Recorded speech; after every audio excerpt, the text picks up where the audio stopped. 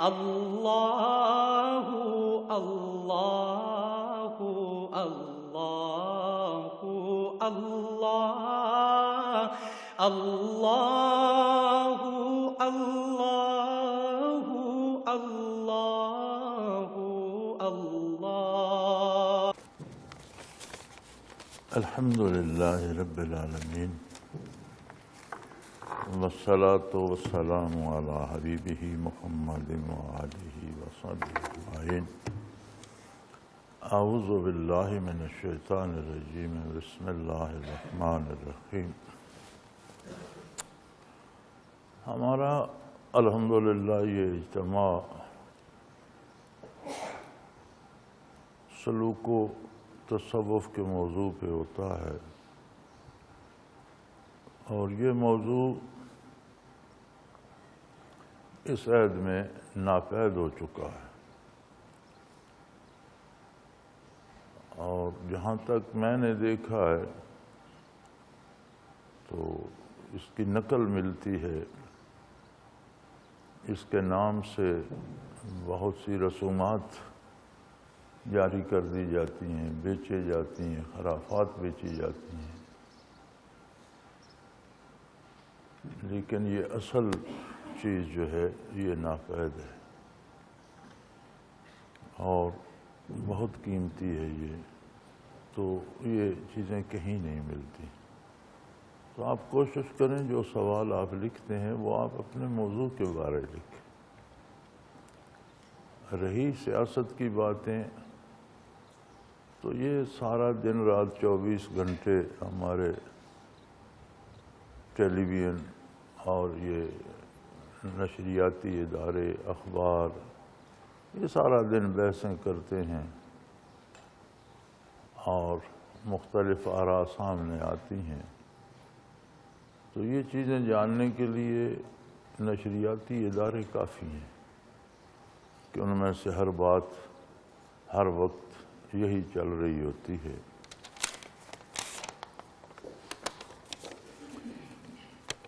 یہ کسی ساتھی کا سوال ہے کہ علامہ پروفیسر ڈاکٹر طاہر القادری صاحب نے لندن میں گرینڈ الائنس بنایا ہے جس میں ان کے رفقا پرانے شکاری نئے جال کے ساتھ پاکستان تشریف لا رہے ہیں، آپ اس کو کس تناظر میں دیکھتے ہیں؟ یہ سارا دن اس پہ بحثیں ہوتی ہیں۔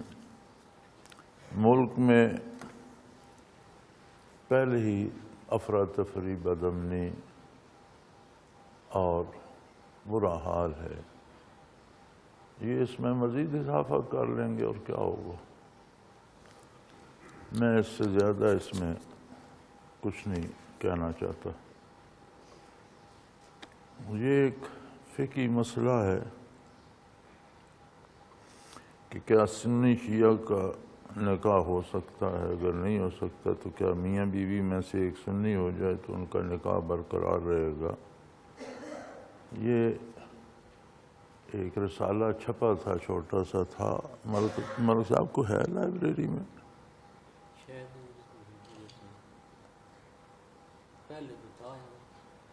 ہاں، اسے تلاش کریں، اسے پھر چھپوا لیں۔ ایک چھوٹا سا رسالہ چھپا تھا، وہ حضرت رحمۃ اللہ کے عہد میں شاید چھپا تھا، تو اس میں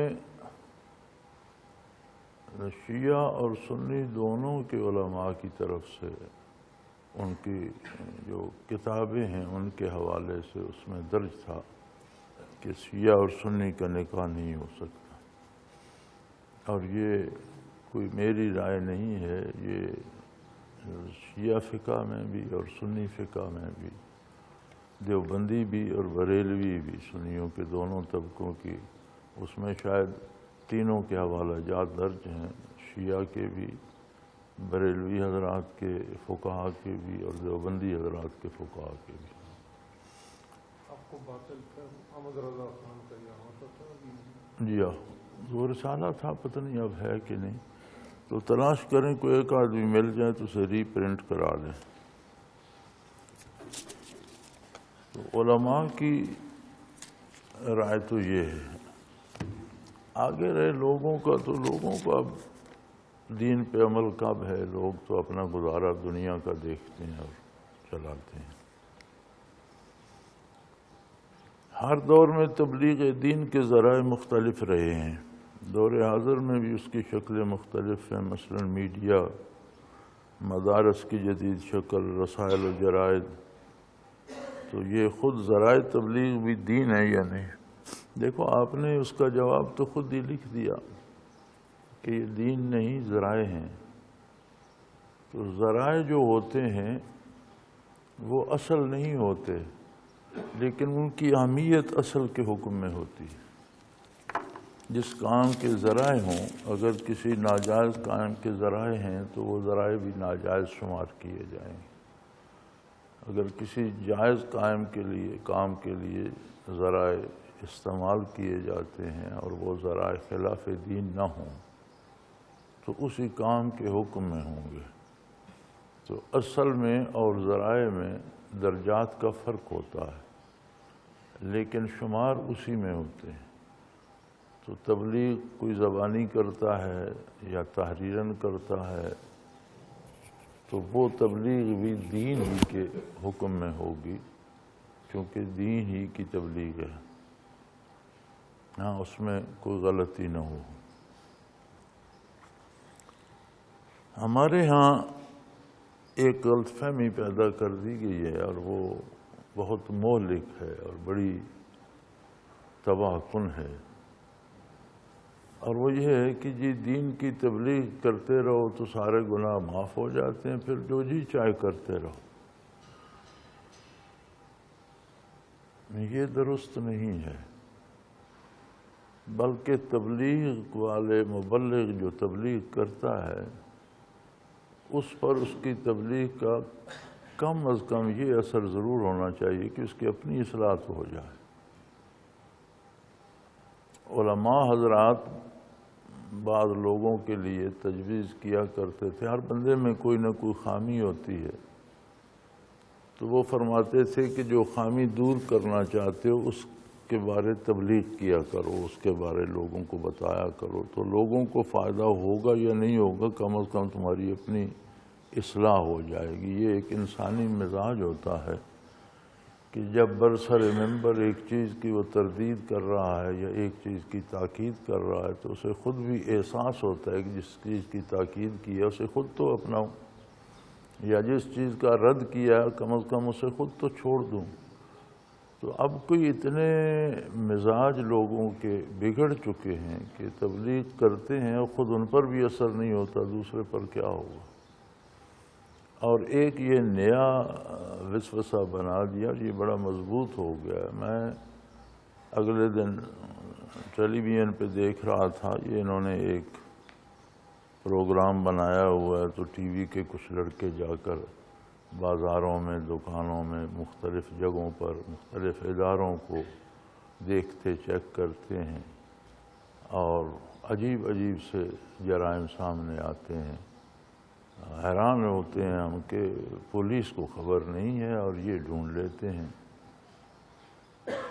تو میرے خیال میں پتہ تو پولیس کو بھی ہوتا ہے، وہ اپنا حصہ لے لیتی ہے اور صرف نظر کر جاتی ہے۔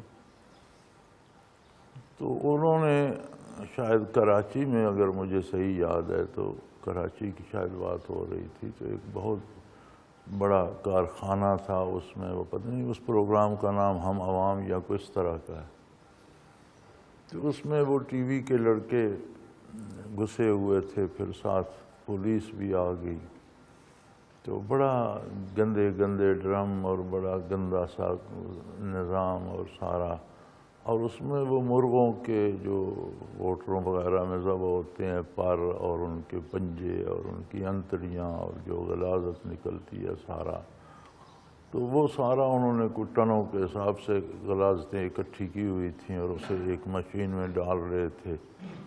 پھر وہ مشین آگے اس میں بڑے بڑے لگے ہوئے تھے کڑاہ سے، اس میں ابالتے تھے اور کچھ اس میں پانی بن جاتا، کچھ اس میں تیل سا بن جاتا، تو وہ تیل پانی الگ کر لیتے، پانی ضائع کر دیتے، تیل الگ کر کے تو یہ جو عام خوردنی تیل ملتے ہیں ان میں وہ بیچ رہے تھے۔ اب اس میں یہ تمیز بھی نہیں تھی کہ وہ غلاظتیں حلال مرغوں کی ہیں، حلال حرام کا کوئی اس میں فرق نہیں تھا، اور ہوٹلوں پر تو جو عالم ہے وہ آج سے نہیں، جنرل ضیاء الحق مرحوم کی حکومت تھی تو اس زمانے میں ایک بڑے اچھے ہوا کرتے تھے ٹی وی کے اینکر عبید اللہ بیگ، انہوں نے ایک پتلون سی کھردری سی پہنی ہوتی تھی اور ایک بشرٹ سی، اور سر پہ وہ مولویوں والا رومال باندھا ہوا ہوتا تھا، بندہ کھرا سا تھا۔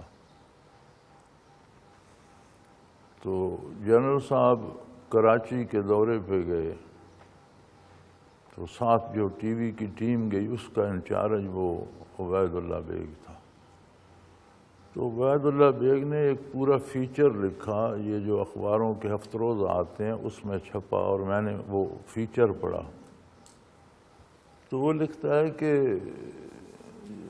ظہر کا وقت ہوا اور جنرل صاحب نے نماز کے لیے کچھ جو پروگرام تھا اس میں وقفہ کر دیا۔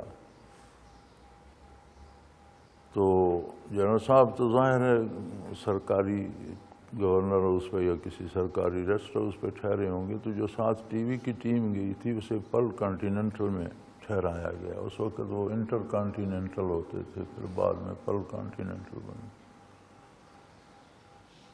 تو اس فیچر میں اس نے لکھا تھا کہ جب وہ وقفہ آیا تو مجھے بھوک لگ رہی تھی، تو میں نے ساتھیوں سے کہا کہ میں ہوٹل جاتا ہوں، کھانا کھا کے آ جاتا ہوں، نمازی بھی تھا، نماز بھی پڑھتا ہوں، کھانا کھاتا ہوں، اور میں جنرل صاحب کے آنے سے پہلے آ جاؤں۔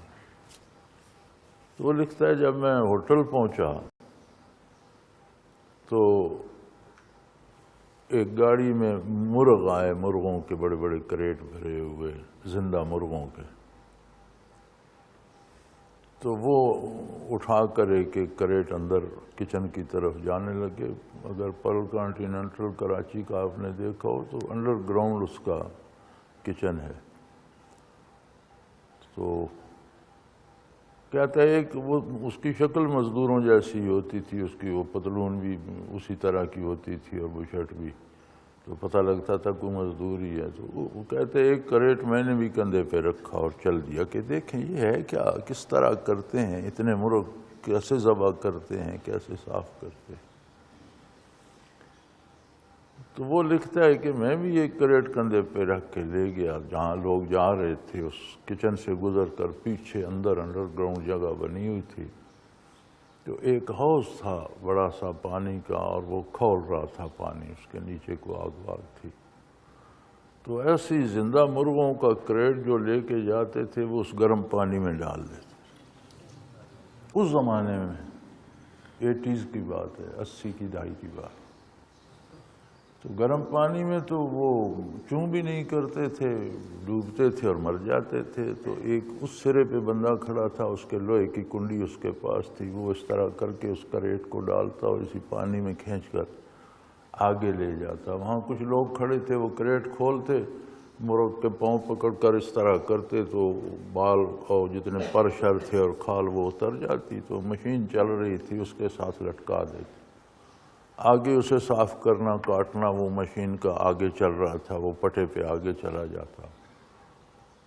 تو کہتا ہے میں دیکھا میں نے تو میرے منہ سے نکل گیا، نہ تڑپنے کی اجازت ہے نہ فریاد کی ہے، کہ یہ تو چوم ہی نہیں کرتے، ذبح کرتا کوئی نہیں۔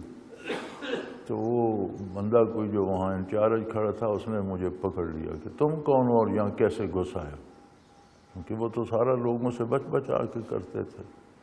تو اس نے دھکے مکے دے کر مجھے باہر نکال دیا۔ تو یہ سارا اس میں مجھے یاد ہے شاید 2-3 صفحات تھے فل سکیپ کے، پورا اس نے بڑا لمبا۔ تو اس نے کہا پھر میں تو وہاں سے نکلا تو سڑک پر آ گیا اور ایک تندور پر گیا۔ وہ تندور والے اس زمانے میں روٹیاں لگاتے تھے، روٹی کی قیمت لیتے تھے، دال مفت دیا کرتے تھے۔ پتہ نہیں یہاں سرگودے میں بھی ایک ہوتا تھا، وہ آواز لگایا کرتا تھا آنے آنے روٹی دال مفت۔ تو وہ دال تھوڑی سی مفت دے دیتے تھے اور روٹی کی قیمت لیتے تھے۔ تو کہتے ہیں میں نے وہاں سے روٹی خریدی اور تھوڑی سی دال لی اور کھا کے واپس آ گیا کہ ان مرغوں سے تو یہ اچھی ہے، پاک تو ہے۔ تو یہ عالم اس وقت تھا۔ اب تو سر عام آپ مارکیٹ میں جائیں جہاں مرغوں کے سودے ہوتے ہیں یا ہوٹلوں والے یا عام گاہک خریدتے ہیں تو وہاں دو طرح کی مرغی ملتی ہے. گرم مرغی کا ریٹ یہ ہے, ٹھنڈی مرغی کا ریٹ یہ ہے. تو وہ ٹھنڈی مرغی بھائی کیا بلا ہے, وہ ٹھنڈی وہ ہے جو حرام ہو جاتے ہیں, وہ ٹھنڈی مرغی ہے, وہ آدھے ریٹ پہ بکتی ہے, مارکیٹ میں بکتی ہے. تو مجھے ایک دفعہ ضیاء الحق کے زمانے میں ہی اتفاق ہوا تھا جنرل صاحب کی ایک دعوت میں جانے کا. بہت لمبا سارا دن وہ میٹنگ سی چلتی رہی اور مختلف لوگ مختلف باتیں کرتے رہے. تو میری باری آئی تو میری تو جنرل صاحب سے کچھ انبن ہو گئی اور فوجی بڑے ناراض ہوئے. جنرل غلام حسن ایک ہوا کرتے تھے, وہ بعد میں مجھے ملے تو کہنے لگے میں نے جب آپ کو دیکھا تھا تو میں امید کر رہا تھا کہ تماشا ہوگا آج کچھ ہوگا. تو اس میں بھی زور کا وقفہ آیا اور کھانا آیا. تو پلاؤ سا بنا ہوا تھا, اس میں مرغ ڈال کے اور بڑا مزیدار کھانا بنا ہوا تھا. تو میں نے نہیں کھایا کیونکہ میں تو وہ فیچر پڑھ کے مجھے اندازہ تھا کہ یہ کھانا بھی ٹھیکیدار نے دیا ہوگا اور ٹھنڈا مرغ ہوگا. تو کیونکہ وہ تو ٹھیکہ لے لیتے ہیں نا جی, فلاں دعوت کا اب ٹھیکیدار کو اتنے کا ہو گیا, اس نے اپنے پیسے لینے. تو میں ایک طرف ہو کر بیٹھ گیا. تو وہ جو مینیجر تھا وہاں وہ بیچارہ میرے پاس آیا, تو جنرل صاحب کے مہمان ہیں اور یہ کھانا نہیں کھا رہے, تو آپ ضرور کھائیں. میں نے کہا میری طبیعت نہیں ہے, میں نہیں کھاؤں. آپ کچھ تو لیں. میں نے کہا مجھے قہوے کی ایک پیالی لال. تو وہ میرے لیے سبز گرین چائے کی سبز چائے کی ایک پیالی لے آیا. تو اس پر دن گزر گیا, لیکن وہ اللہ کا شکر ہے. میں تو جنرل صاحب سے بات ہوئی, کہنے لگے اور رات کا کھانا بھی تھا پریزیڈنٹ ہاؤس پہ کہ رات کے کھانے پہ آپ سے بات کریں گے. میں نے کہا جی میں تو کھانے پہ نہیں ہوں اور میں نے آپ کا دن کا بھی نہیں کھایا, یہ ٹھنڈے مرغ پکے ہوئے ہوتے ہیں جو آپ ہی کھائیں. تو بدمزگی سی ہو گئی. تو بہرحال اس وقت یہ حال تھا. تو اب یہ حال ہے کہ اب تو وہ منڈی میں باقاعدہ بکتی ہے, گرم مرغی کا یہ ریٹ ہے, ٹھنڈی مرغی کا یہ ریٹ ہے. تو یہ ساری چیزیں اور ان کی غلاظتیں لے کر حرام حلال ملا کر پھر اسے بڑے بڑے وہ مشینیں لگی ہوئی ہیں, ایک پٹاسا چل رہا ہے وہ لے کے آگے جا رہا ہے. آگے شاید اسے کوئی مشین کاٹتی کترتی ہوگی, میں نے تو وہی دیکھا, اس میں ڈال رہے تھے اور وہ لے کر چین سا اوپر جا رہا تھا. تو پھر وہ آگے بڑے بڑے کڑا لگے ہوئے ہیں اور ان میں وہ بڑا گرم کیا جاتا ہے, تو کچھ اس سے پانی نکلتا ہے, کچھ تیل سا, وہ تیل سا الگ کر لیا جاتا ہے اور اسے پھر یہ خوردنی تیل جو بازار میں ملتے ہیں اس طرح بیچا جاتا ہے. تو بات میں نے اس لیے یہ سارا قصہ کیا کہ جب وہ ٹیم وہ گھبرایا سارا عملہ, تو انہوں نے کہا جی چلو بھائی تمہارے پاس اس کا کوئی لائسنس, اس کی کوئی اجازت نامہ, یہ جو سارا کر رہے جی مالک کے پاس چلتے ہیں, مالک کے پاس چلتے ہیں. وہ ایک بڑی سی کوٹھی پہ گئے اور نیچے اتر کر اس کوٹھی کے نیچے مالک کا دفتر بڑا ٹھنڈا بڑا مزیدار بنا ہوا تھا. تو اندر ایک تبلیغی بھائی بیٹھے تھے, بڑی خوبصورت داڑھی اتنی رکھی ہوئی, چند بال یہاں سفید تھے, سر پہ بھی اس طرح پھیرا ہوا, مونچھوں پہ بھی اس طرح پھیرا ہوا. تو انہوں نے کہا تم تو بڑے اس طرح کے نیک لگتے ہو اور تم یہ حرام حلال ملا کر اور یہ غلاظت میں سے تیل نکال کر لوگوں کو کھلا رہے ہو. تو وہ کہنے لگا آپ شکر نہیں کرتے, سارا شہر گندگی سے بھر جاتا, ہم شہر کی غلاظتیں اٹھا لیتے ہیں, تو یہ تو ہم لوگوں کے لیے نہیں. اس نے کہا نیکی غلاظتیں اٹھانے کی تو کرتے ہو لیکن وہی غلاظتیں لوگوں کو کھلا دیتے ہو. تو کہنے لگا نہیں جی ہم تو تیل بناتے ہیں اور ہم کہتے ہیں اس سے صابن بناؤ, لوگ آگے کھلا دیتے ہیں. تو اب اس تبلیغ کا کیا فائدہ؟ یعنی آپ لوگوں کو تبلیغ کر رہے ہیں اور اپنا ذریعہ روزگار لوگوں کو حرام کھلانا بنا لیا, تو یہ ایک جو تصور بن گیا ہے نا کہ جی تبلیغ پہ چلہ لگا لو اور 3 دن لگا لو تو سارے گناہ معاف ہو گئے، پھر آ کے کرنے لگ جاؤ، پھر جا کے 3 دن لگاؤ۔ تو اسلام میں ایسا کوئی تصور نہیں ہے۔ اسلام ایک صاف ستھرا پاکیزہ دین ہے اور دین فطرت ہے، عین لوگوں کے مزاج کے مطابق ہے۔ جس نے مخلوق کو پیدا کیا ہے اسی نے مخلوق کے لیے دین اسلام تجویز فرمایا ہے اور اس کے مزاج کے مطابق بنایا ہے۔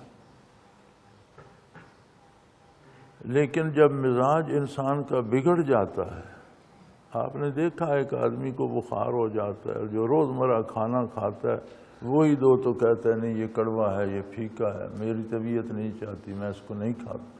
جب بخار ٹھیک ہو جاتا ہے زندگی بھر پھر وہی کھاتا رہتا ہے۔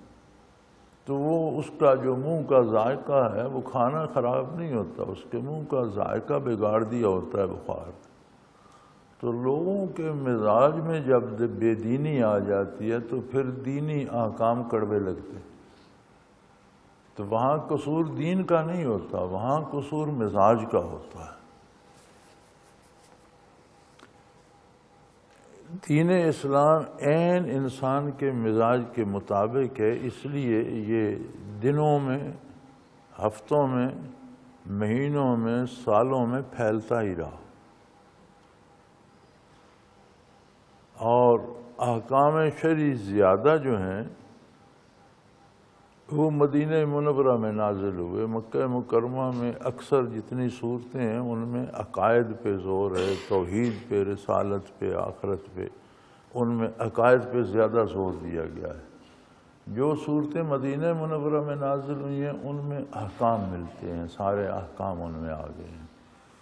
تو اس کا مطلب ہے کہ احکام اسلام کو تو کل 9 سال کا عرصہ ملا۔ 10 ہجری میں تو نبی صلی اللہ علیہ وسلم دنیا سے پردہ فرما گئے۔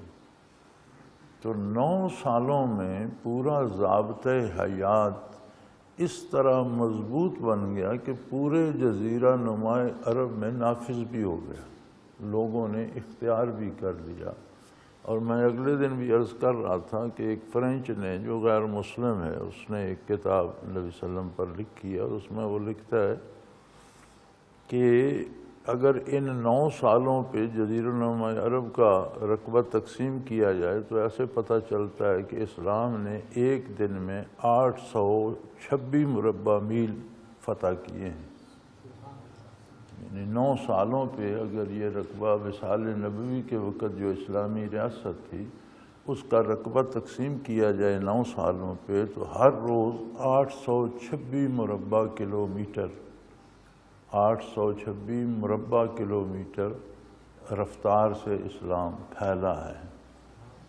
اور وہ آج کا اسلام نہیں تھا، وہ اسلام تھا جس میں عقیدہ بھی تھا اور عمل بھی تھا۔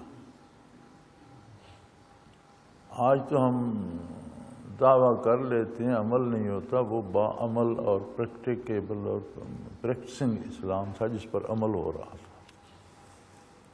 تو جب اسلام مخلوق الہی کو ایک نئی تہذیب اور اس کے عین مزاج کے مطابق عطا کر رہا تھا، پھر حضور کے دنیا سے پردہ فرمانے کے بعد سیدنا ابوبکر صدیق آئے، 2.5 سال کے قریب آپ کی خلافت رہی۔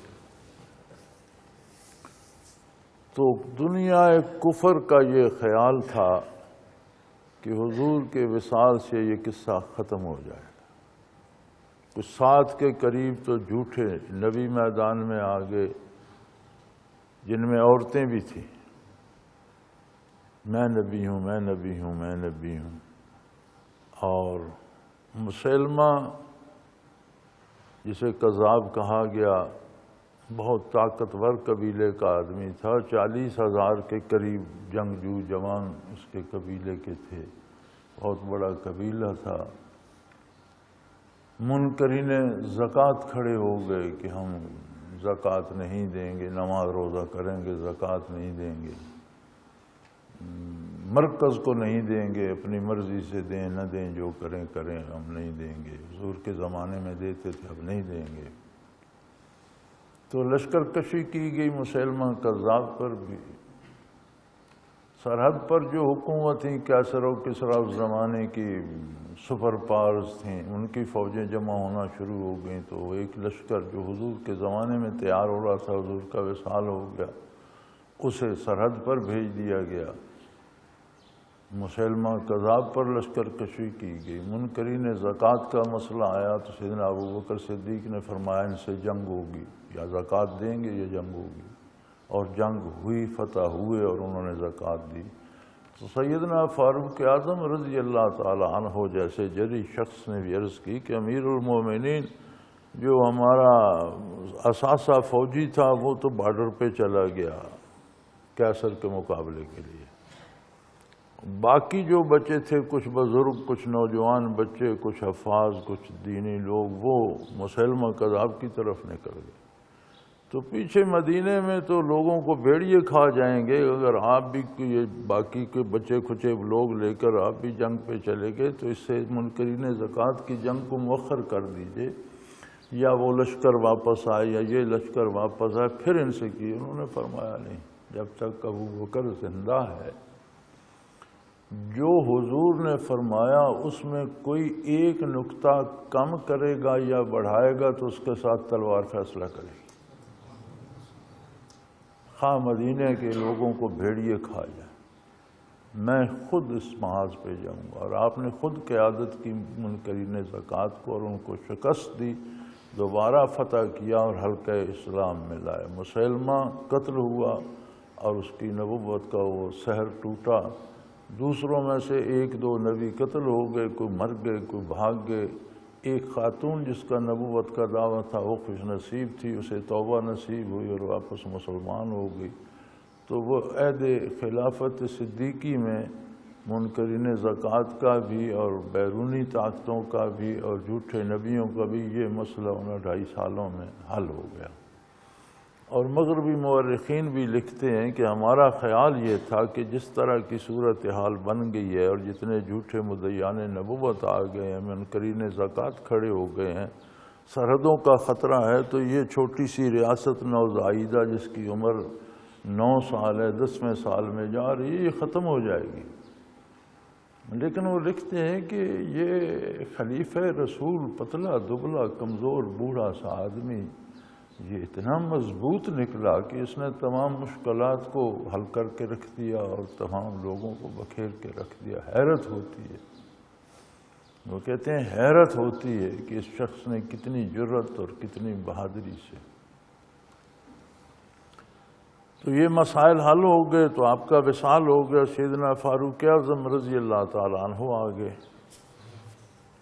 آپ کی 10 سال تقریباً عہد خلافت بنتا ہے، چند مہینے زیادہ یا کچھ اس طرح۔ فاتحین عالم کی فہرست میں کچھ 8-10 نام آتے ہیں، یہ مشہور جیسے سکندر اعظم ہے، اس طرح کے 8-10 نام آتے ہیں، مجھے صحیح تعداد یاد نہیں، میں نے وہ پڑھی ہے۔ تو کسی نے 3 لاکھ مربع میل علاقہ فتح کیا، گھوڑوں کی پیٹھ پر تلواروں سے فتوحات کا دائرہ وسیع کرنا اتنا آسان نہیں تھا، آج کل کی طرح کے حالات تو نہیں تھے۔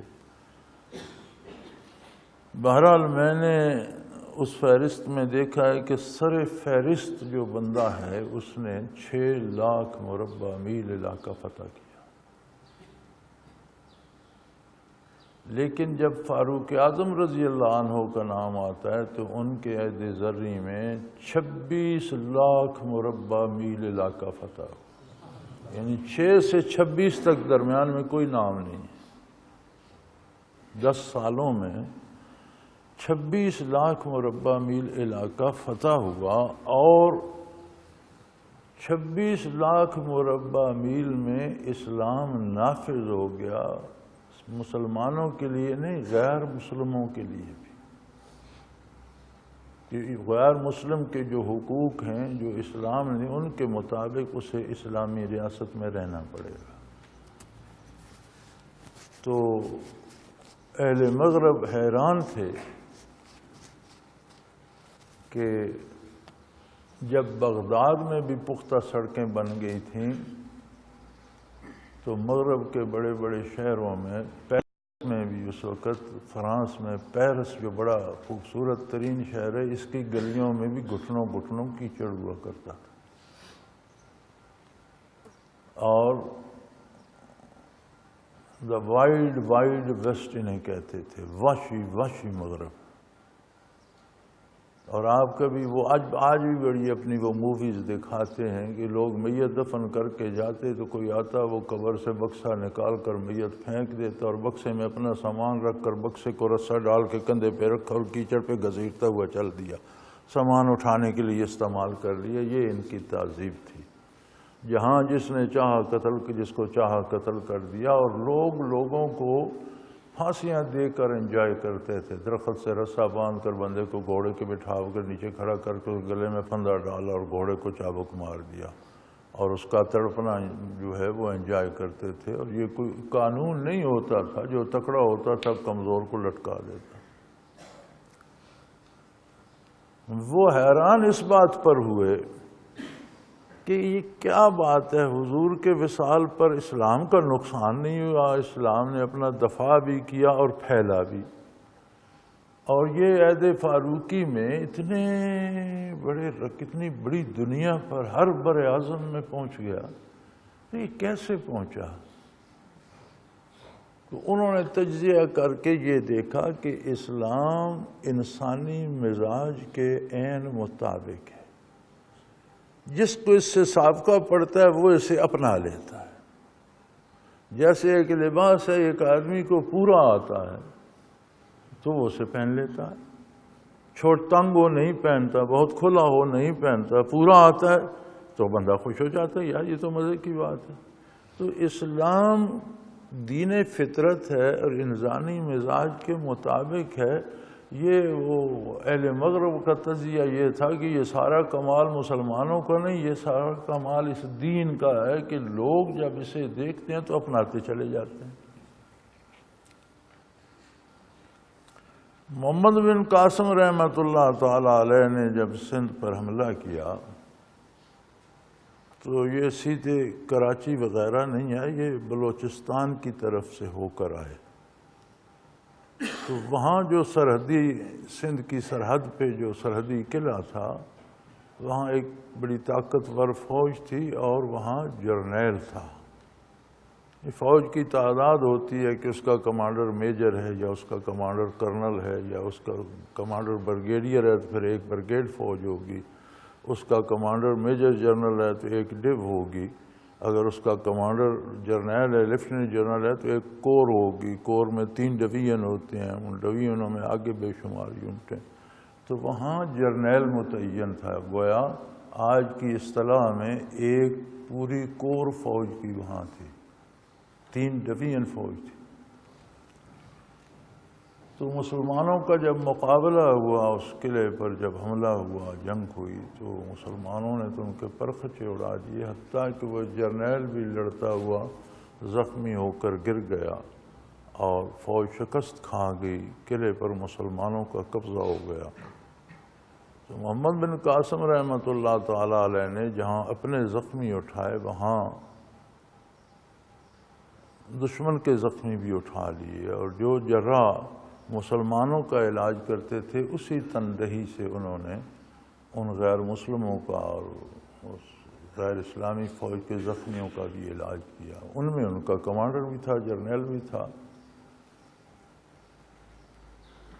تو اس جرنل نے یہ سمجھا کہ انہوں نے مجھے پہچانا نہیں ہے، اگر پہچانتے یا قتل کر دیتے یا قیدی بنا کر مجھے ایذا دیتے، مجھ سے حکومت کے راز اگلواتے، آگے فوجی کی چوکیوں کی صورتحال پوچھتے، تو انہوں نے مجھے کچھ بھی نہیں کہا، میں مزے سے خیمے میں پڑا ہوں، میرا علاج ہو رہا ہے، شاید انہوں نے مجھے نہیں پہچانا۔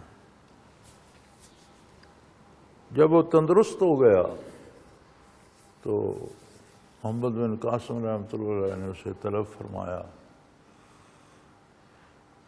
تو جو اسے طلب کرنے کے لیے گیا وہ اس کی وہ پوری وردی اور اس پر وہ سٹار پھول لگے ہوئے اور دھلی ہوئی اور استری کی ہوئی اور صاف کی ہوئی وہ لے کر گیا کہ جناب آپ اپنی وردی پہن لیں اور اپنے سٹار لگا لیں تو ہمارے سالار آپ کو یاد کر رہے ہیں۔ تو تب اسے بڑی حیرت ہوئی کہ یہ تو مجھے جانتے ہیں، کہ میں یہاں کا کمانڈر ہوں اور جرنیل ہوں، تو انہوں نے پھر میری اتنی خدمت کی۔ تو جب ملا محمد بن قاسم رحمۃ اللہ علیہ سے، تو وہاں اس نے یہ سوال کیا کہ مجھے اس بات کی سمجھ نہیں۔ تو انہوں نے فرمایا دیکھو ہم تمہارے دشمن نہیں ہیں، ہم تمہیں قتل کرنے یا غلام بنانے نہیں آئے۔ تمہارے راجا نے مسلمان یتیم بچوں اور بیوہ عورتوں اور یتیم بچیوں کے جہاز لوٹ لیے، ان کا سامان لوٹ لیا، انہیں قید بنا لیا کر لیا، تو ہم بنیادی طور پر اپنے قیدی چھڑانے آ رہے ہیں، لیکن جب ہم آ رہے ہیں تو ہمارے ساتھ دین اسلام ہے جو تمہارے لیے بھی ہے۔ تم گمراہی میں بھٹک رہے ہو، بتوں کی پوجا کر رہے ہو، ہم تمہیں مارنے یا قیدی بنانے یا تمہیں ایذا دینے نہیں آئے، تو تم دیکھ لو، مطالعہ کر لو۔ اس نے کہا جی میں نے مطالعہ کہاں کرنا ہے، آپ کے سلوک سے مجھے سمجھ آ گئی، مزید پوچھنے کی ضرورت کیا ہے؟ یعنی اسلام تقریروں سے نہیں پھیلا، عمل سے پھیلا۔ آپ پوری صحابہ کرام کی تاریخ اٹھا کر دیکھ لیں، کسی صحابی کو کسی جلسے میں تقریر کرتے ہوئے پائیں گے؟ جہاں وہ جاتے تھے ان کا عمل تبلیغ تھا، کردار تبلیغ تھا۔ تو اس نے کہا میرے لیے کیا حکم ہے؟ انہوں نے کہا تم آزاد ہو، اب تمہاری صحت ٹھیک ہو گئی ہے، تم آزاد ہو، وہ تمہارا گھوڑا ہے، اس کی بھی ہم خدمت کرتے رہیں، تمہاری سواری بھی ہے اور تمہاری وردی تم نے پہن لی ہے، تم آزاد ہو، جہاں چاہو جاؤ۔ اس نے کہا میں جا سکتا ہوں؟ بالکل۔ اس نے کہا آپ کو پتہ ہے میں پھر جا کر نئی فوج لے کر آپ کا راستہ روکوں گا؟ تو انہوں نے ہنس کر کہا کہ تم نے پہلے بھی روک کے دیکھ لیا، پھر آگے تو پھر دیکھ لیں گے، کوئی فرق نہیں پڑتا ہے، اس لیے کہ ہمیں تم سے دشمنی نہیں ہے، ہم تمہارے یہاں بھی بھلا چاہتے ہیں۔ واپس چلا گیا، جاتے شاہی دربار میں اس کی پیشی ہوئی، اور اس کا باپ سپہ سالار تھا راجہ داہر کا۔ تو شاہی دربار میں جب وہ پیش ہوا تو حالات جنگ کے، شکست کی وجہ، مسلمانوں کی فتح کی کیا وجہ، ان کا لشکر تھوڑا 2500-3000 ہزار بندے تھے، تم ایک پوری کور تھے، تو وہ پھر تم قلعے میں تھے، وہ باہر تھے، تم کیسے مفتو ہو؟ وہ ساری بحث کے بعد، ساری بات بتانے کے بعد راجہ دار سے کہنے لگا کہ بات راجہ صاحب یہ ہے کہ ان کے پاس اللہ کی طاقت ہے اور وہ ہے دین اسلام۔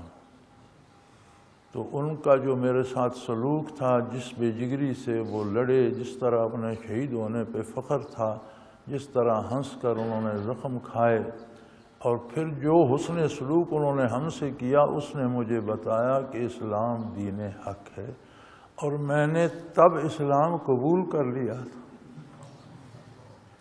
اعلان اس لیے نہیں کیا تھا کہ لوگ کہیں گے کہ قید ہو گیا اور جان بچانے کے لیے اس نے کلمہ پڑھ لیا۔ تو اب میں وہاں سے آزاد ہو کر آ گیا، اور میں آپ کے دربار میں اعلان کر رہا ہوں کہ میں مسلمان ہوں اور میں نے کلمہ پڑھ لیا۔ تو اسے بھی گرفتار کر لیا گیا، اس کے والد کو بھی گرفتار کر لیا گیا، اور انہی مسلمان قیدیوں کے ساتھ انہیں قید کر دیا گیا۔ جب دیبل اس وقت تھا جہاں آج کراچی ہے، جو جب دیبل فتح ہوا تو مسلمان قیدیوں کے ساتھ ان جرنیلوں کو بھی مسلمانوں نے آزاد قید خانے سے کرایا۔ یہ تھا اسلام اور اسلام کی تبلیغ۔ تو اہل مغرب نے جب تجزیہ کر کے دیکھا تو انہوں نے کہا یار ان کے جو قوانین ہیں وہ انسانی مزاج اور فطرت کے مطابق ہیں، اس لیے یہ پھیل رہا ہے۔ انہوں نے حضور اکرم صلی اللہ علیہ وسلم کی نبوت تو قبول نہیں کی، لیکن یہ مان لیا کہ اس ہستی نے انسانوں کو جو اصول اور قواعد و ضوابط اور دین دیا ہے وہ انسانی مزاج کے مطابق ہے، اسے آزمانا چاہیے۔ پھر جو اسلام کی خوبصورت چیزیں تھیں انہوں نے اپنانا شروع کی، اس کے بعد مغرب نے ترقی کی۔ ہر کام کے دو نتیجے ہوتے ہیں، ایک اس دنیا میں، ایک آخرت۔ جیسے آپ کسی کافر کو بھی دوائی دیں تو اس کو بھی صحت نصیب ہو جاتی ہے، مسلمان کو بھی دیں تو اس کو بھی صحت نصیب ہو، دنیا کا نتیجہ تو دونوں کے لیے ایک۔ کافر پیاسا ہے یا مومن پیاسا ہے، اسے ٹھنڈا پانی دیں وہ خوش ہو جائے گا، اس کی پیاس بھی بجھ جائے گی۔ اس کی دنیا کا نتیجہ بحیثیت انسان دونوں کو ملتا ہے۔ مومن پی کر اللہ کا شکر کرے گا تو نتائج اخروی مرتب ہوگی۔ کافر اللہ سے ناآشنا ہے، وہ شکر نہیں کرے گا، ناشکرہ شمار ہوگا تو اس پر سزا مرتب ہوگی۔ تو جب اسلام کے ضابطے اپنانے شروع کیے اہل مغرب نے، یہ آپ کے یہ یورپ والے اور یہ برطانوی اور یہ لوگ جو دنیا کے فاتح کہلائے، انہیں اس زمانے میں تاریخ میں دا کیو مین لکھتے ہیں۔ یہ غاروں میں رہتے تھے، انہیں مکان بنانا نہیں آتا، اور ان کی اپنے فلمیں اس دور کی دیکھیں تو یا غاروں میں یا جھونپڑیاں گھاس پھوس کی بناتے تھے، لکڑیاں اس طرح کھڑی کر کے اس پر جھاڑیاں اور گھاس ڈال کے جھونپڑی بناتے تھے، اس میں رہتے تھے۔ ان میں تہذیب اس کا اتنی ہی تہذیب انہیں آتی تھی۔ امریکہ وغیرہ اور اس فار ویسٹ کو دا وائلڈ وائلڈ ویسٹ، 2 دفعہ واشی مغرب کہتے تھے، اور ان یورپین کو دا کیو مین کہتی ہے تاریخ، غاروں میں رہنے والے لوگ، غیر مہذب۔ تو ان لوگوں نے وہ قوانین اپنانے شروع کیے اور اب تک اپناتے چلے جا رہے ہیں۔ آپ حیران ہوں گے کہ جاپان نے اعلان کر دیا ہے کہ ہمارا نظام سود سے پاک ہوگا، سودی نظام نے تباہ کر دیا معیشت، ہم سود ختم کر رہے ہیں۔ جاپان نے باقاعدہ اعلان۔ برطانیہ میں پچھلے دنوں انٹرنیشنل کانفرنس ہوئی جس میں سارا سود کا تجزیہ کر کے برطانیہ نے بھی ایک شعبہ بلا سودی جاری کر دیا۔ اب برطانیہ نے بھی شروع کر دیا اور وہ چاہتے ہیں کہ سارے نظام کو سود سے پاک کریں، اور برطانیہ نے بھی شروع کر دیا۔ تو اسلام کے اصول جب کافروں نے اپنائے، آپ کو مسلمان یہاں ملتے ہیں، اسلام مغرب میں ملتا ہے عملی طور پر۔ کوئی کسی سے جھوٹ نہیں بولتا، کوئی دھوکہ نہیں دیتا، دکاندار آپ کی جیب نہیں مارتا، طے شدہ اصول ہیں، قوانین ہیں، آپ کو چیزیں ملتی ہیں۔ میں نے برطانیہ میں تجربہ کیا، چیزیں لگی ہوتی ہیں شو کیس میں، آپ دیکھ کے کہتے ہیں مجھے یہ کوٹ، یہ واسکٹ، یہ جوتا چاہیے، تو وہ پیک کیا ہوا نکال کے دے دیتے ہیں، شو کیس والا دکھانے کے لیے ہوتا۔ تو آپ گھر لے گئے، وہاں جا کر آپ نے دیکھا کہ اس میں تو کوئی نقص ہے، تو آپ ایک فون کریں دکاندار کو، بھی آپ نے مجھے جو کوٹ دیا یا واسکٹ دی یا جو سوٹ دیا یا جوتا دیا، اس میں تو یہ نقص ہے۔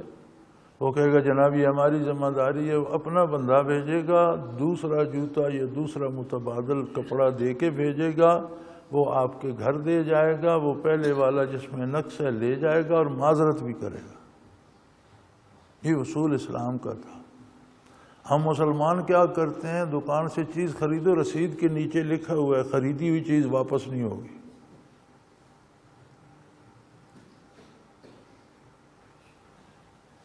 تو ہم لالچ میں دنیا پانے کے لیے چوری، ڈاکہ، برائی، بدکاری، قتل و غارت۔ اب یہ اسلام نافذ ہو رہا ہے کہ مساجد میں بھی بم چلاؤ، سڑکوں پر بھی چلاؤ، سرکاری فورسز پر بھی گولیاں برسو، یہ اسلام نافذ ہو جائے گا اس طرح؟ کیا اسلام اس طرح نافذ ہوا تھا؟ واشیوں کی طرح، عورتوں کی طرح بال بڑھائے ہوئے ہیں، بے تحاشا داڑیاں رکھی ہوئی ہیں، اور کیا جی اسلام نافذ ہو رہا ہے؟ اسلام کفار کے سرمائے پہ نافذ ہو رہا ہے، پیسے کافروں سے لے رہے ہیں، ہندوستان سے لے رہے ہیں، اسرائیل سے لے رہے ہیں، امریکہ سے لے رہے ہیں، اور اسلحہ بارود ان سے لے، مسلمانوں کو قتل کر رہے ہیں، اسلام نافذ ہو رہا ہے۔ کیا یہ تو طریقہ نہیں ہے، اور نہ یہ طریقہ ہے کہ ہر بندے کو یہ خواہش ہو جائے میں ہی وزیر اعظم بنوں، میں نہیں بن سکا تو پھر اگلے کو حکومت نہ، پورے ملک میں شور مچا دو، کسی کا امن نہ رہے، امن و امان بھی تباہ کر دو، قانون بھی تباہ کر دو۔ یہ کیا تماشا ہے؟ یہ لوگ کہاں سے سرمایہ لیتے ہیں؟ کم از کم 40-50 کروڑ روپیہ ایک جلسے پہ خرچ ہو رہا ہے۔ وہ کرسیوں کے کرائے، بندے ڈھونے والی بسوں کے کرائے، لوگوں کا کھانا پینا، اخراجات آپ لگائیں، اور مزے کی بات یہ ہے کہ ہر جلسے میں وہی لوگ ہیں، انہی شہروں سے اکٹھے کیے، انہی بسوں میں لادے، وہاں پہنچ گئے، وہاں سے وہاں پہنچ گئے، وہاں سے وہاں پہنچ گئے۔ تو جب اتنے لوگ آپ باہر سے لے کر جاتے ہیں 10-5 لوکل بھی ان میں آ جاتے ہیں، حاصل اس کا کیا ہے کہ جو حکومت بن گئی ہے اس سے ہم چین سے نہیں بیٹھنے دیں گے، اور کیا ہے؟ غلط بنی صحیح بنی جو بن گئی یار، ان کے غلط کام پہ تنقید کرو، انہیں صحیح مشورہ دو، کرنے دو، انہیں 5 سال گزر جائیں گے، وہ جہاں غلطی کرتے ہیں وہاں سے ٹوکو، جو صحیح ہے اس کی تائید کرو۔ یہ کیا طریقہ ہے کہ ہلڑ مچا دیا پورے ملک میں؟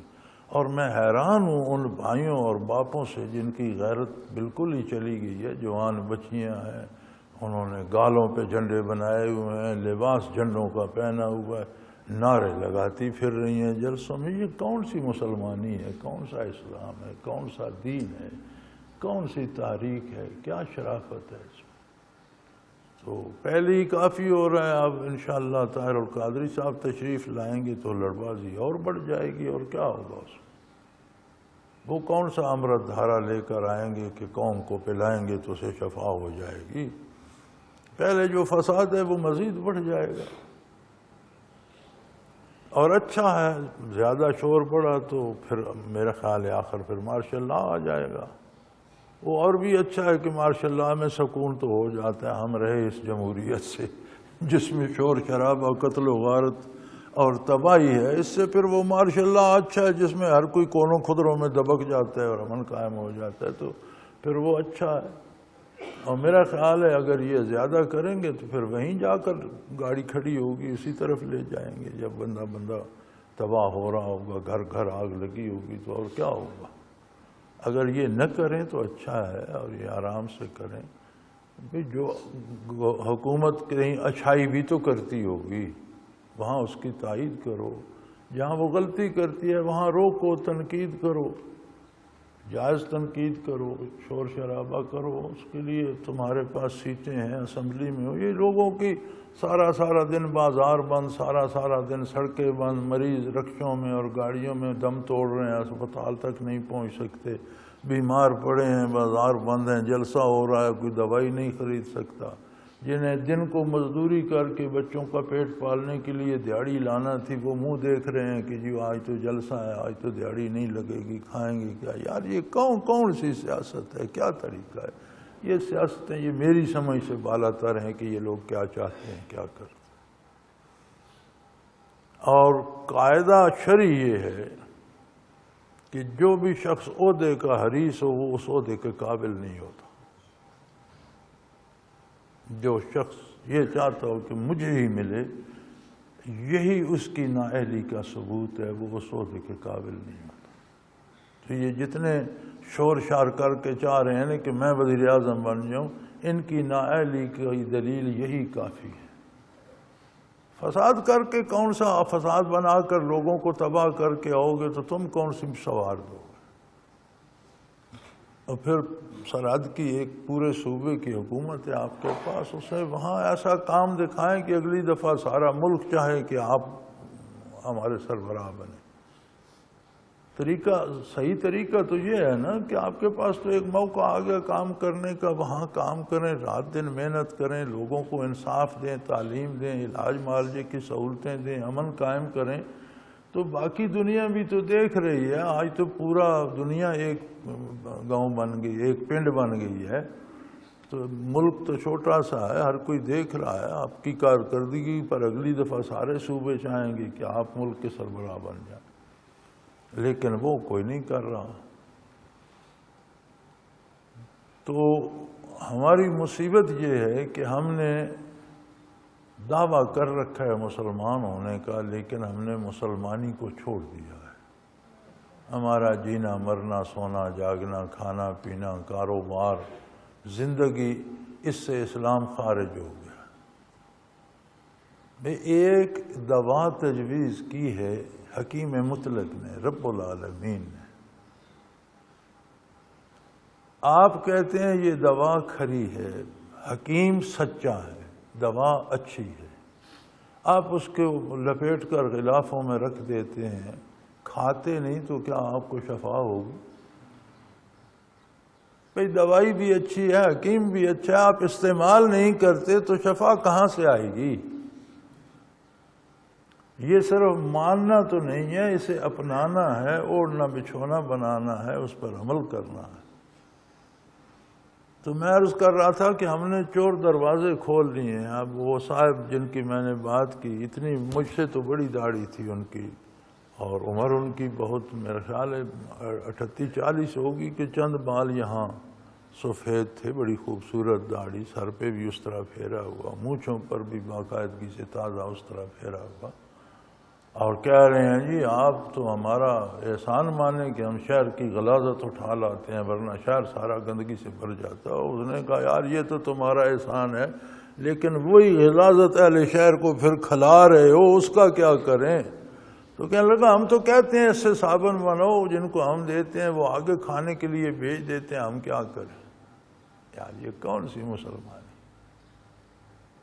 اب یہ جرم وہ تبلیغ کی آڑ میں کر رہا ہے کہ چلو جی چلہ لگا لیں گے یہ سارا دھل جائے گا۔ یہ تبلیغ بہت اچھا کام ہے، تبلیغ دین کا ایک شعبہ ہے، دین کے شعبوں میں بڑا اہم شعبہ ہے، لیکن تبلیغ میں اگر جان ہو، روح ہو، ایمان ہو، یقین ہو، تو تبلیغ کرنے والے پر تو کم از کم، جب تبلیغ کرنے والے مبلغ پر اثر نہیں ہو رہا تو سننے والوں پر کیا خاک ہوگا؟ یعنی کم سے کم اثر جو تب میں آپ کے ساتھ باتیں کرتا ہوں، جو میں آپ کو بتاتا ہوں، اسے خود بھی تو اپناؤں۔ میں خود نہیں اپناتا تو آپ کیا خاک اپنائیں گے؟ تو یہ کمزوری آ گئی ہے ہم میں، اور اسلام کی خوبی یہ ہے کہ اس کے اصول، اس کے فرامین، اس کے احکام کافروں نے بھی اپنائے تو دنیا کا فائدہ انہیں بھی ہوا، دنیا میں سرفراز ہوئے، ان کے ملکوں میں امن ہوا، دیانتداری کا ایک معیار بنا۔ تو اگر عقیدہ بھی اپنا لیں تو کتنی خوبصورت بات۔ ہم عقیدہ اپنانے کے مدعی ہیں، ہم نے عمل چھوڑ دیا، ہم رسوا، ہم کافروں سے بھیک مانگ رہے ہیں۔ یعنی جب اسلام کا دور آیا تو مسلمانوں کے پاس مادی وسائل نہیں تھے۔ کجا بود دنیا با مصطفیٰ، حضور اکرم صلی اللہ علیہ وسلم کے پاس کون سے خزانے دنیا کے تھے؟ وسائل کافروں کے پاس تھے، کیسر کے پاس تھے، کسریٰ کے پاس تھے، یمن کے خزانے مشہور تھے۔ وسائل دنیاوی ان کے پاس تھے، ایمان مسلمانوں کے پاس تھا، عمل مسلمانوں کے پاس تھا، تو وہ وسائل بھی مسلمانوں کے قدموں میں آئے، اور کیسر اور کسریٰ کے خزانے مدینہ منورہ میں بیٹھ کر غریبوں میں تقسیم ہوئے، گلیاں بھی سونے سے بھر گئی تھی۔ سیدنا فاروق اعظم رویا کرتے تھے کہ یا اللہ کہیں یہ ساری ہماری عبادت کا اجر یہیں تو نہیں دے دیا گیا، آخرت میں جائیں تو ملے ہی کچھ نہیں۔ اور یہ دولت تو فتنہ ہے، یہ اتنی آ گئی ہے کہ شہر کی گلیاں بھر گئی ہیں۔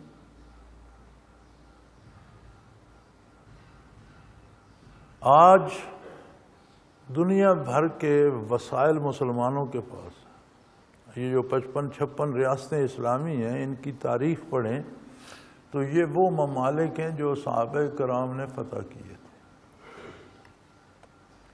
اور یہ ان کی کرامت آج بھی ہے کہ جن جن علاقوں کو صحابہ کرام نے فتح کیا وہ علاقے پھر کفر کی آغوش میں نہیں گئے، آج تک مسلمانوں کے پاس۔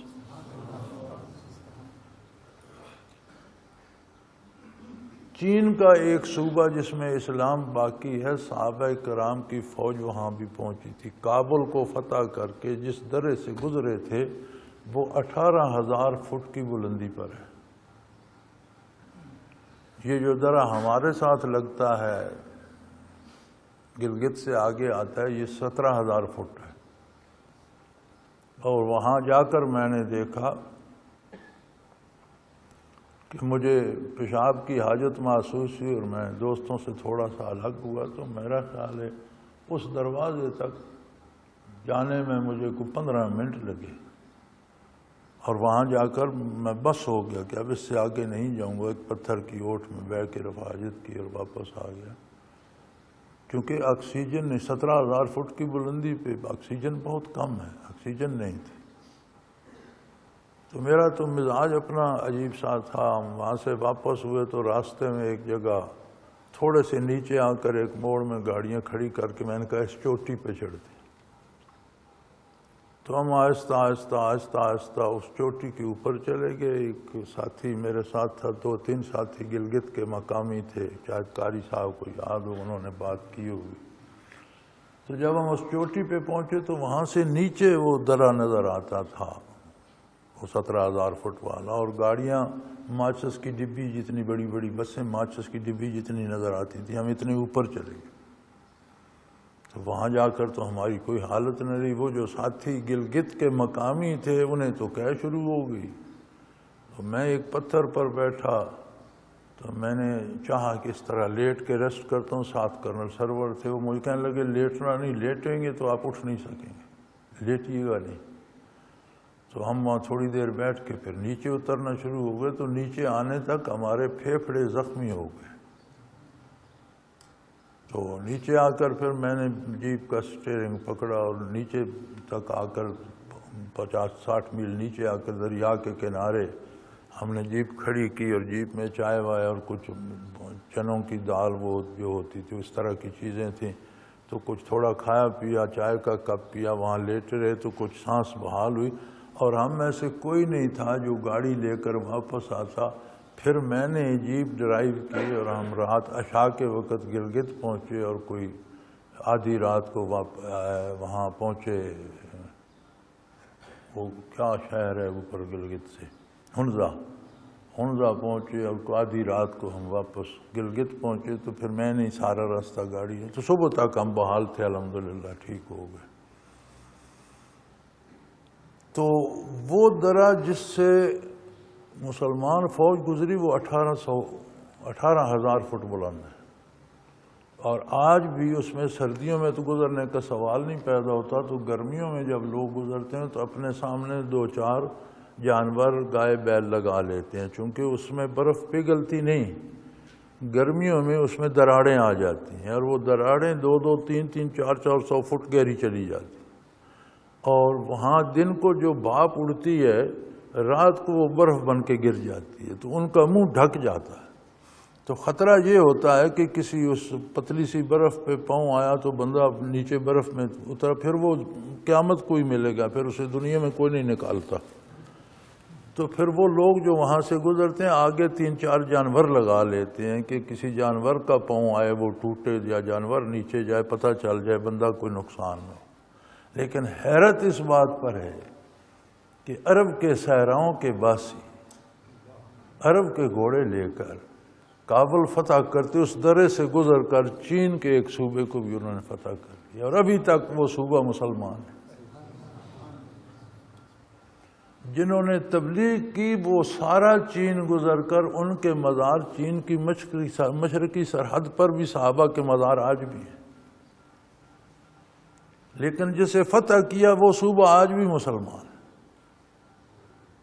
اور یہ جو مسلمان ریاستیں ہیں یہ ان حکمرانوں کا یا ہمارا کمال نہیں ہے، ان میں بنیاد وہ بات ہے کہ جہاں صحابہ کے قدم لگے وہاں ابھی تک اسلامی ریاست، اور اللہ کی شان ہے زرخیز زمینیں، خوبصورت موسم، گرم بندرگاہیں، اور دنیا کا ہر پھل، دنیا کی ہر زیر زمین دولت، معدنیات، تیل، سونا، چاندی، گیسیں، ہیرے، جواہرات، یہ سارے خزانے مسلمانوں کے پاس ہیں۔ آپ نقشہ پھیلا کر دیکھ لیں، اور پھر مسلمان گداگر ہیں، وسائل نہیں تھے تو دنیا پہ غالب آئے، آج وسائل ہیں تو بے بس اور مغلوب ہیں، کوئی امریکہ کا توفیلی ہے اور کوئی برطانیہ کا، اور اس پر حکومت کر رہے ہیں، بڑے بڑے کہنے کو بڑے بڑے سلطان اور شہنشاہ اور وزرائے اعظم ہیں، لیکن کفار کے سامنے گداگر ہیں۔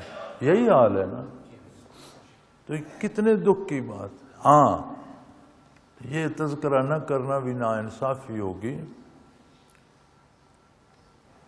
کہ یہ کون سی اسلامی ریاست ہے جی مشرق میں جہاں بادشاہ آتا ہے؟ اللہ کریم اسے سلامت رکھے اور ہمت دے، اس نے پوری بادشاہت میں اسلام نافذ کر دیا اور بڑا خوبصورت سا حکم نامہ شاہی جاری کیا. اس نے کہا میری بادشاہت میں ہر کام کا فیصلہ شریعت محمد الرسول اللہ کے مطابق. مسلمان تو مسلمان، غیر مسلم بھی اس طرح رہیں گے جو حقوق شریعت اسلامیہ انہیں دیتی ہے، ان کے ان حقوق کا تحفظ کیا جائے گا، اور جہاں غلطی کریں گے سزا پائیں گے. اور خوبصورت جملہ اس نے لکھا ہے کہ جسے شریعت کے مطابق رہنا پسند نہیں وہ میری بادشاہت سے نکل جائے، میرا ملک چھوڑ دے. جو میرے ملک میں رہے گا، ہاں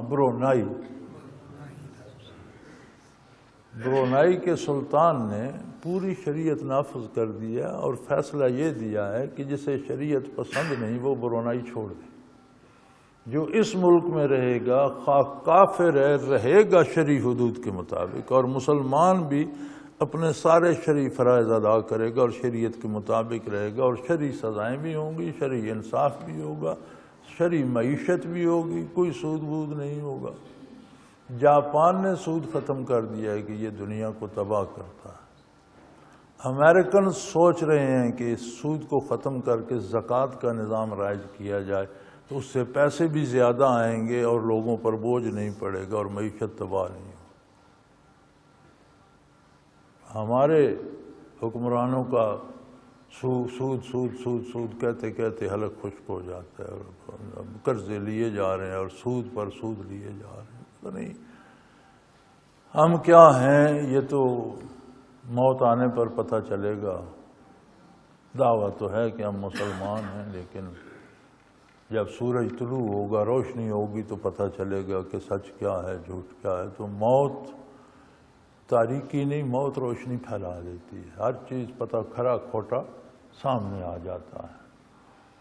تو صبح ہوگی تو پتہ چلے گا. ابھی تو رات کی تاریکیوں میں ٹامک ٹوئیاں مار رہے ہیں. ہاں، اللہ نے جن کے دل روشن کر دی ہیں یہ اس کا بہت بڑا انعام ہے. ان پر دنیا کی تاریکی نہیں آتی، حق و باطل کی سمجھ آتی ہے، سچ اور جھوٹ کی سمجھ آتی ہے، اور اس پر توفیق عمل ارزاں ہوتی.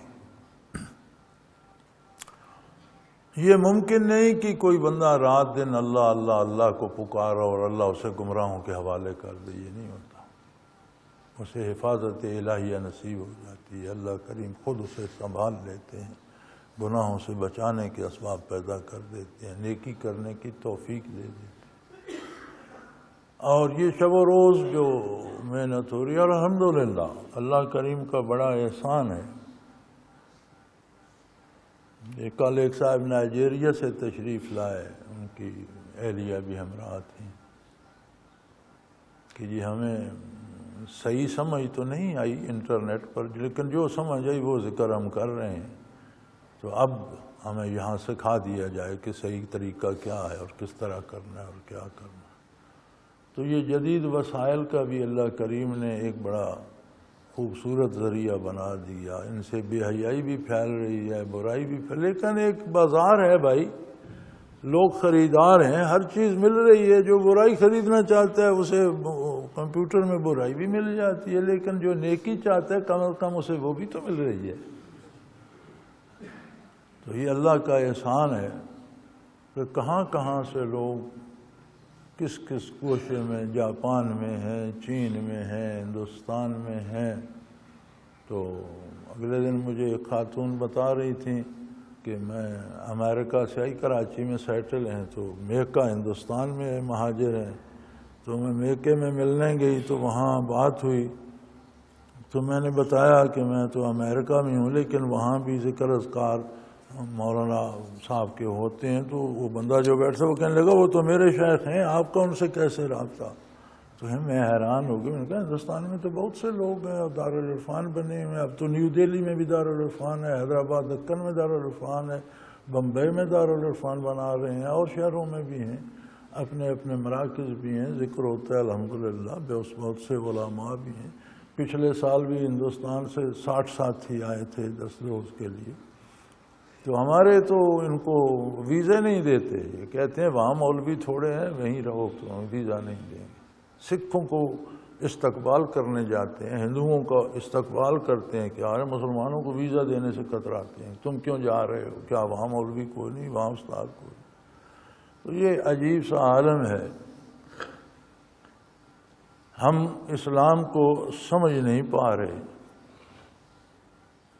رسماً باپ دادا سے ایک چیز گلے پڑ گئی تو وہ کہتے ہیں نا، کوئی چور تھا تو اس نے کوئی مکان کے اس وقت تو وہ دیواریں کھول کر سوراخ بنا کر گزر جاتے تھے، تو اس نے سمجھا باہر سے بڑا لیپا پوتا ہوا ہے، کسی امیر کا گھر ہوگا، تو اندر داخل ہوا تو کسی غریب ڈوم کا گھر تھا اور ڈھول ڈھمکے لٹکے ہوئے تھے، تو جس سوراخ میں سے گزرا تو اوپر ڈھول لٹک رہا تھا تو وہ اس کے گلے پڑ گیا۔ تو یہ بھی بڑے ہوشیار ہوتے ہیں، وہ سمجھ گیا یہاں سے ملے گا تو کچھ نہیں، تو وہ ڈھول میں تیلیاں شیلیاں بھی اوپر ٹنگی، وہ نکال کے اس نے بجانا شروع کر دیا، تو شور ہو گیا، سارا محلہ جاگ گیا۔ تو کون ہے؟ کہاں ڈھول پیٹ رہا ہے؟ اس نے کہا جی گلے پڑ گیا، پیٹ رہا، میں نے کون سا شوق سے پیٹا ہے، بس گلے پڑ گیا تو میں نے کہا چلو یہی بجاؤ، اب اسے پیٹ رہا۔ تو ہم اتنے کچھ مسلمان ہیں کہ پیدا ہوئے تو گلے پڑ گیا، تو ہم وہ ڈھول پیٹ رہے ہیں، ہم نے اسلام کا مطالعہ نہیں کیا، سمجھنے کی کوشش نہیں کی، تجزیہ نہیں کیا کہ یہ جو کام ہم کرتے ہیں، عبادت ہم کرتے ہیں، نہ کرنے سے کیا ہوتا ہے، کرنے سے کیا فرق پڑتا ہے۔ اگر ہم یہ تجزیہ کرتے تو پھر ہم عبادت نہ چھوڑتے، اگر ہم یہ تجزیہ کرتے کہ ذکر کرنے کے کیا فائدے ہیں، نہ کرنے کا کیا نقصان ہے، پھر مختلف کتب میں اس کا مطالعہ کرتے، تقابلی جائزہ لیتے تو ہمیں پتہ ہوتا کہ ہمیں کرنا ہے۔ اگر ہم سچ بولتے ہیں تو اس کا فائدہ اگلے کو کیا ہے، ہمیں کیا ہے، جھوٹ بولتے ہیں تو اس کا نقصان دوسرے کو یا معاشرے کو کیا ہے، ہمیں کیا ہے۔ یہ تجزیہ ہم کرتے تو یقیناً ہمارا فیصلہ سچ کے حق میں ہوتا۔ اسی طرح سارے کردار کا اگر ہم تجزیہ کرتے اور ساتھ اسلام کے احکام دیکھتے تو پھر ہمارا اسلام کے علاوہ کوئی چارہ نہ ہوتا، ہم اسلام کو پسند کرتے۔ لیکن ہم تو اسلام اس چور کی گلے کی طرح ڈھول گلے پڑ گیا، مسلمانوں کے گھر پیدا ہوئے مسلمان ہیں، ہم وہ ڈھول پیٹ رہے ہیں کہ چلو مسلمان ہیں مسلمان ہیں مسلمان ہیں۔ تو آپ کا سوال تو یہ بہت لمبا ہو گیا، سوال تو چھوٹا سا تھا، بات بڑھ گئی۔ تو میرے بھائی صرف ذرائع نہیں، ذرائع بھی جس کام کے لیے ہوں اسی کام کے حکم میں ہوتے ہیں۔ اگر وہ کام جائز ہے تو ذرائع بھی جائز ہیں، وہ کام ناجائز ہے تو ذرائع بھی ناجائز ہیں، لیکن ذرائع اصل کے درجے کو نہیں پہنچتے، ذرائع ذرائع رہتے ہیں، اصل رہتا ہے، مقصود اصل ہوتا ہے، ذرائع مقصود نہیں ہوتے۔ یہ بھی میں بات واضح کر دوں، ہمارے تبلیغی دوست چونکہ سارے بیچارے ایسے ہی پکڑے جاتے ہیں اور ان کی ڈیوٹی لگ جاتی ہے، انہیں پڑھایا لکھایا کچھ نہیں جاتا، تو عموماً یہ بڑا زوردار دعویٰ کرتے ہیں کہ تبلیغی مقصد ہے۔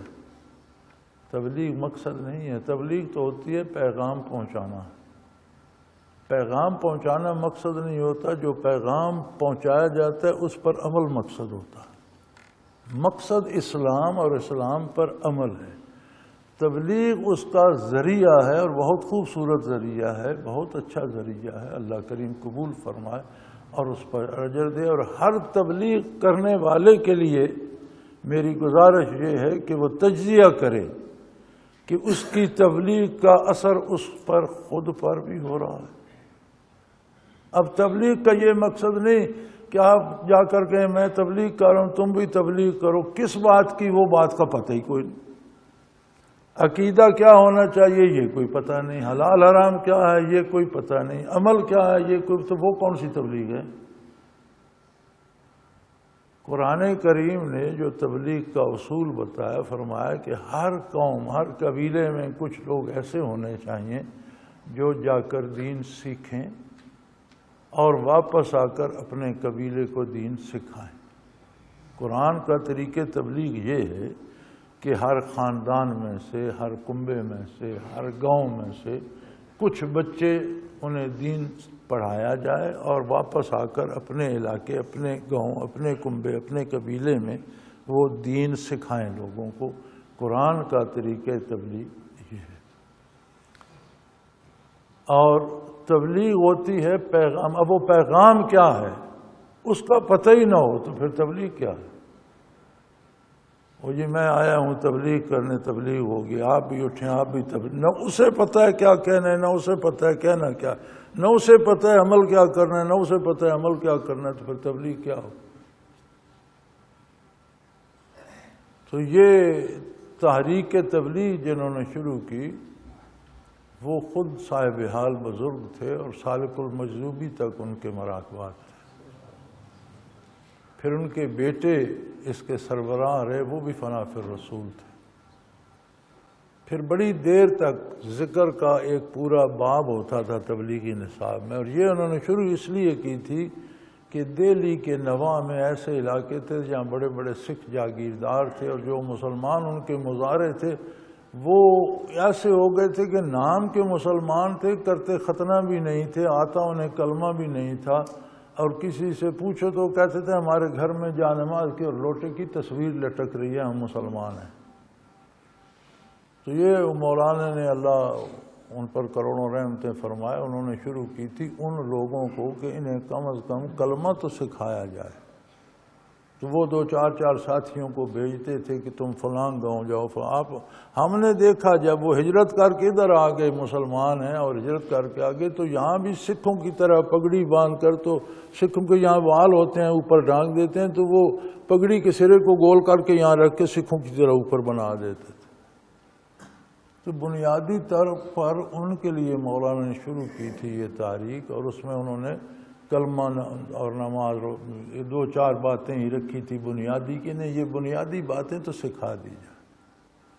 اب یہ بین الاقوامی سطح پر چلی گئی ہے، لیکن اس کے بنیاد وہی 5 باتیں ہیں۔ اب اس میں وسعت ہونی چاہیے، اور بین الاقوامی سطح پر جن احکام اور جن عقائد و نظریات کی ضرورت ہے وہ ہونے چاہیے، تب تبلیغ ہوگی۔ لیکن خیر چونکہ اب یہ ایک رسم بن گئی اور سیاسی گروہوں کی طرح ایک گروہ بن گیا ہے، اور اب تو اس میں اتنی شدت آ گئی ہے کہ اب تو ایک طرح کا ان کا نظریہ یہ بن گیا ہے۔ میں نے جن سے مجھے سابقہ یہاں پڑھتا ہے جو مقامی ہے، تو ان کا نظریہ تو یہ ہوتا ہے کہ جو تبلیغ نہیں کرتا وہ مسلمان ہی نہیں ہے، صرف تبلیغی مسلمان۔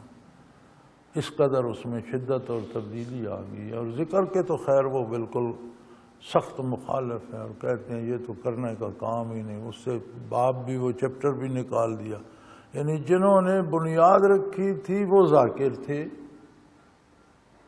اور ان کے ارشادات ہیں کہ ذکر چھوڑ دو گے تو تمہاری تبلیغ محض چلت پھرت رہ جائے گی، اس میں روح نہیں ہوگی۔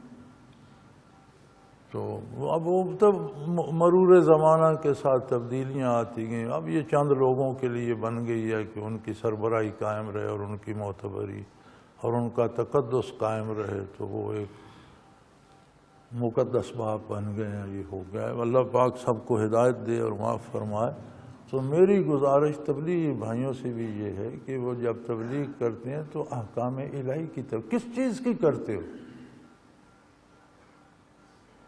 کچھ مطالعہ کرو، کچھ باتیں یاد کرو، وہ آگے پہنچاؤ، یہ تبلیغ ہے۔ پھر یہ دیکھو کہ تمہاری تبلیغ کا تمہارے اپنے اوپر کیا اثر ہو رہا ہے۔ جب اب خود پر نہیں ہو رہا تو کسی پر کیا ہوگا؟ جس چیز سے روکتے ہو اس سے خود رک جاؤ، جس کے کام کے کرنے کا حکم دیتے ہو وہ خود بھی کرو۔ اور محض ایک گروہ بنا لینا اور اس میں شامل ہو جانا تو یہ کوئی دین نہیں ہے، یہ کوئی بچا ہوا سوال تو نہیں، یہ گزر گیا، ہو گیا۔ تو یہ تھی جناب آج کی بات، جو آپ نے لکھ دی وہ تو ہو گئی۔ اب اور کوئی ہے تو بتائیے، نہیں تو اجازت چاہیں دعا مانگیں۔ آخر دعوانا ان الحمدللہ رب العالمین، الحمدللہ رب العالمین، والصلاة والسلام علی حبیبہ محمد وآلہ وصحبہ اجمعین۔ اللہم ربنا لا تقتلنا بغضبک ولا تہلکنا بعذابک واعف عنا قبل ذلک۔ اللہم ربنا لا تسلط علینا من لا یرحمنا۔ أنت ولينا في سفرنا وحضرنا في مالنا وأهلنا، أنت ولينا في الدنيا والآخرة، توفنا مسلمين وألحقنا بالصالحين، اللهم ربنا وفقنا لما تحب وترضى واجعل آخرتنا خير من الأولى، عليك توكلنا وإليك أنبنا وإليك المصير، وصلى الله تعالى على حبيبه محمد وآله وصحبه برحمتك يا اللہ اللہ اللہ اللہ اللہ اللہ اللہ اللہ۔ حضرت امیر محمد اکرم آوان مد ذلہ العالی دارالعرفان منارہ ضلع چکوال میں سالہ سال سے قرآن و حدیث کے اوپر خطابات کر رہے ہیں اور سلسلہ نقشبندیہ اویسیہ کے مطابق لوگوں کو ذکر الہی کی تربیت دے رہے ہیں۔ وہ قرآن پاک کی تفسیر ترتیب وار بیان کر رہے ہیں۔ تفسیر قرآن کو وہ موجودہ ملکی اور بین الاقوامی حالات کے مطابق بیان کرتے ہیں۔ موٹر وے سے کلر کہار کے انٹرچینج سے نکلتے ہوئے، کلر کہار کی جھیل سے ہوتے ہوئے، میانی، بوچھال اور نورپور سے گزرتے ہوئے دارالعرفان منارہ پہنچ سکتے ہیں۔ حضرت امیر محمد اکرم آوان نے بچیوں اور بچوں کی دینی اور دنیاوی تعلیم کے لیے سقارہ اکیڈمی کے نام سے ایک درسگاہ بھی قائم کی ہے، جس کا افتتاح ملک پاکستان کے صدر جنرل محمد ضیاء الحق نے اپنے دست مبارک سے کیا تھا۔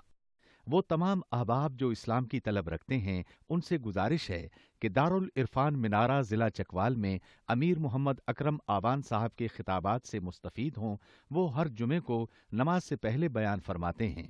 ہر ماہ کی پہلی اتوار کو ماہانہ اجتماع ہوتا ہے جس میں آپ خصوصی خطاب فرماتے ہیں اور پاکستان کے چاروں صوبوں سے احباب اس اجتماع میں شرکت کرتے ہیں۔ اس کے علاوہ یہاں سال میں 2 مرکزی اجتماعات بھی ہوتے ہیں، ایک رمضان المبارک میں اعتکاف کا اجتماع اور دوسرا جولائی اور اگست میں 40 دن کا اجتماع ہوتا ہے جس میں روحانی تربیت کی جاتی ہے۔ اپنا خون سیماب دے کر اتنا ہم کر جائیں گے، نام آقا کا چمن میں پھر رقم کر جائیں گے۔